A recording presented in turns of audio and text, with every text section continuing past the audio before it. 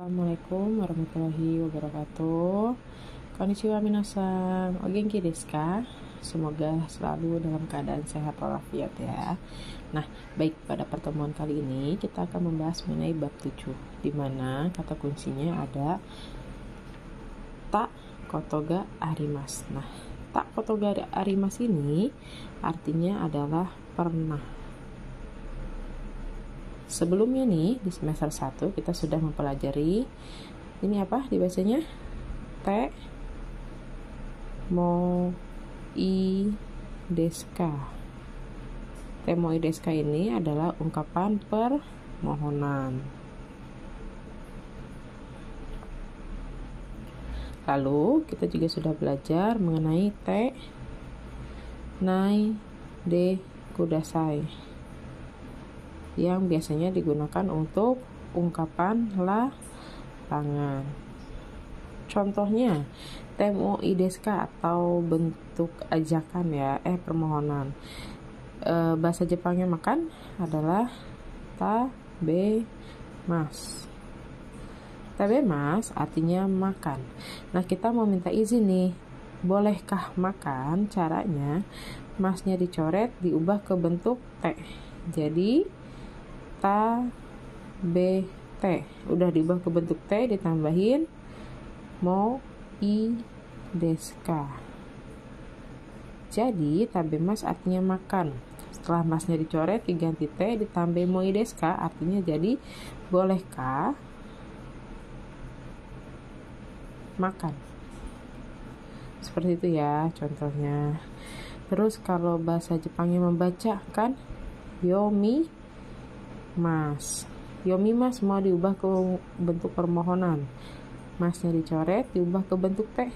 Mi-nya, akhirannya mi, bentuk T-nya adalah D. Jadi yonde mo I desu ka. Jadi artinya adalah bolehkah membaca. Intinya kalau ingin diubah ke bentuk permohonan dari bentuk mas, diubah dulu ke bentuk T, baru ditambahin mo I desu ka. Nah, kita review lagi. Yang selanjutnya ada bentuk te nai de kudasai atau ungkapan larangan. Contohnya apa ya? Misalkan sensei tulis oyo gimasu. Di sini ada yang masih ingat kata oyo gimasu artinya apa? Betul, oyo gimasu artinya adalah berenang.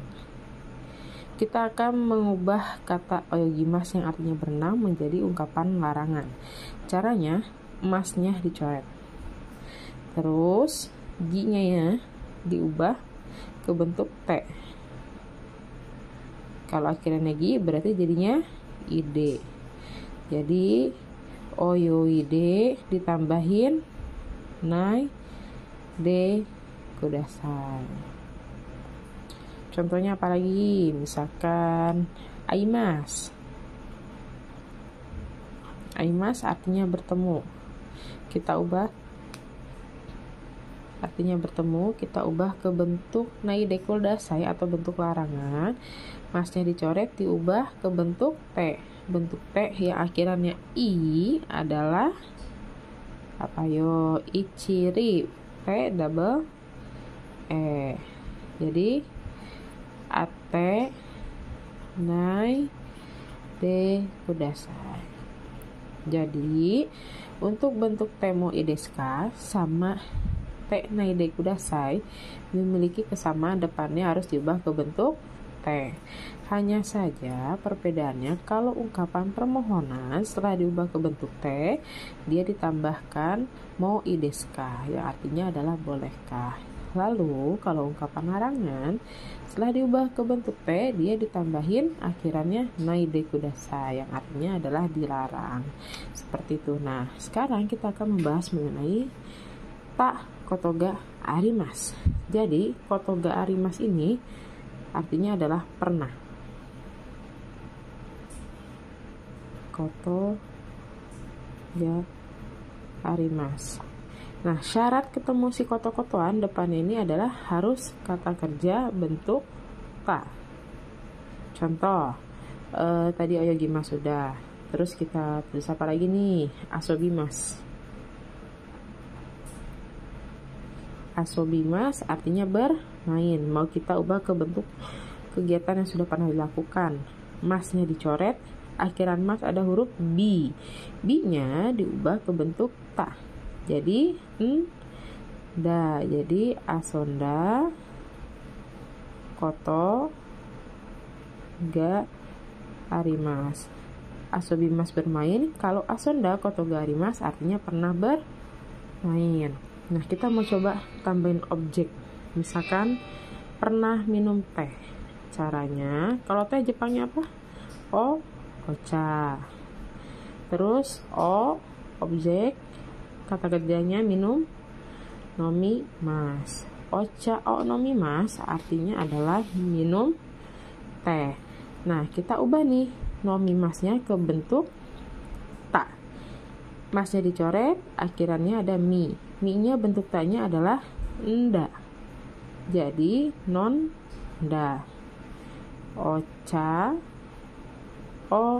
nonda koto ga arimas. Jadi artinya pernah minum teh. Seperti itu. Pokoknya kalau untuk menyatakan kegiatan yang sudah pernah dilakukan, depannya adalah bentuk ta ditambahin koto ga arimas. Kalau untuk menyatakan permohonan itu diubah ke bentuk te, akhirannya mo i desu ka.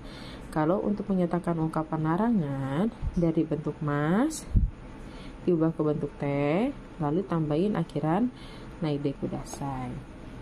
Seperti itu minasa. Nah, sekarang kita akan beralih ke pola kalimatnya. Di sini ada percakapan antara Mira dan Yusuke. Di mana Mira ini bilang, Yusuke-san wa Fuji-san ni nobota koto ga arimasu ka? Sebelum kita menerjemahkan, di sini ada yang berubah kata kerjanya? Betul, ada nobota. Nobota ini, kalau kita mau tahu artinya, kita cari dulu bentuk masnya. Kalau yang akhirannya T double A, berarti dia akhirannya adalah nobo rimas. Nobo rimas kan masnya dicoret, akhirannya ri kalau diubah ke bentuk ta menjadi T double A, jadi nobota. Nobo rimas artinya adalah mendaki. Yusuke-sang, saudara Yusuke. Fuji-sang ini bukan saudara Fuji, tapi sang di sini adalah gunung. Sensei, gimana nih ngebedain antara sang sama sang? Gimana kita bisa tahu kalau sang yang ini adalah sang gunung, kalau yang ini adalah sang untuk orang? Jadi kita bisa tahu nih, sang ini orang atau gunung setelah kita membaca kanjinya.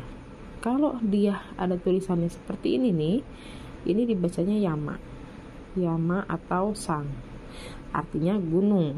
Jadi sebetulnya kuncinya untuk membaca atau menerjemahkan huruf Jepang, lihat dari kanjinya. Kalau akhirannya sang, yang gambarnya seperti ini, berarti dia adalah gunung. Lalu ini nobota koto ga arimasu. Lalu kalau nobota ini depannya itu harus ada partikel ni untuk mendaki. Nah, sekarang kita terjemahkan dulu. Kita cari partikel wa. Setelah ketemu partikel wa, urutan yang pertama kali diterjemahkan adalah kata yang berada di depan partikel wa, yakni ada sang. Berarti saudara Yusuke lari ke belakang yang akhirannya mas. Koto ga arimasu ka?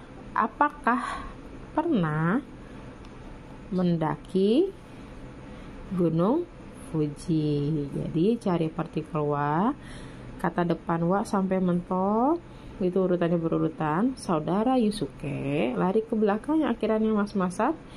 Apakah pernah mendaki gunung Fuji? Kalau ia pernah mendaki, jawabannya adalah hai nobota koto ga arimasu, artinya ia pernah mendaki. Kalau nggak pernah mendaki, jawabannya ye nobota koto ga arimasen. Jadi artinya tidak pernah mendaki. Terus Mira bilang nih, sugoi desu ne. Nah, a itu artinya adalah wah. Sugoi artinya hebat. hebat atau keren. Nah, kalau yang ada akhirannya nean berarti artinya ya. Jadi kayak penegasan. Jadi, sugoi desu ne artinya adalah wah, hebat ya gitu. Lalu Yusuke bilang, "Hai, arigato gozaimasu. Mira-san wa asa gohan o tabemashita ka?"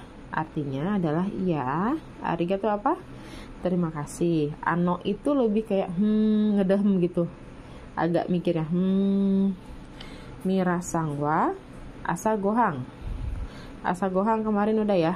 Artinya adalah sarapan. Terus tabemashita ka diubah ke bentuk mas dulu. Tabemas awalnya kan. Tabemas artinya makan. Kalau ada jawaban ujungnya sita-sitaan berarti dia menyatakan bentuk lampau. Jadi yang mana nih yang pertama nih? Tentu ini ya. Iya, terima kasih. Terus kita cari partikel wa-nya. Depan wa ada saudara Mira. Terus ke ujung dulu.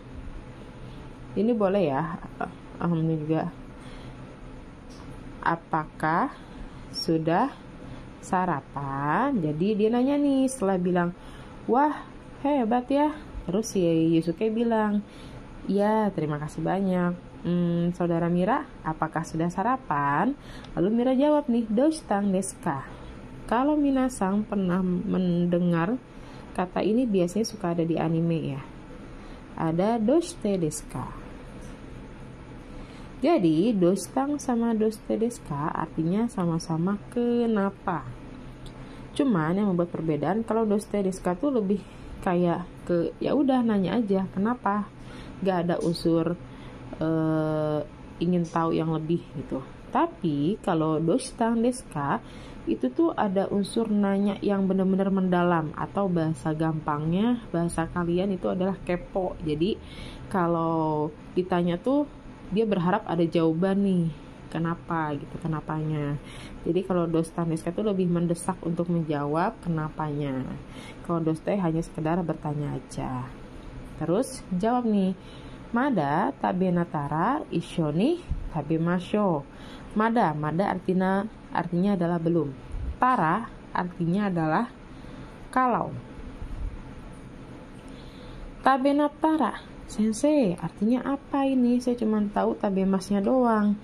Nah, kita cari dulu ke bentuk masnya. Tabemas kan artinya makan. Tabemas ubah ke negatif menjadi tabemaseng. Nah, bentuk negatif itu ada dua. Ada tabemaseng, ada tabenai. Kalau tabemaseng biasa dipakai di akhir kalimat, akhirannya titik. Kalau tabenai adalah bentuk negatif yang dipakai di tengah kalimat. Jadi udahannya harus ada koma. Nah, mada, kalau depannya mada, akhirannya harus ada bentuk negatif. Entah itu tabemaseng atau tabenai. Karena si bentuk negatifnya boleh tambahin ke bentuk tara atau kalau, jadi kita pakai yang nai.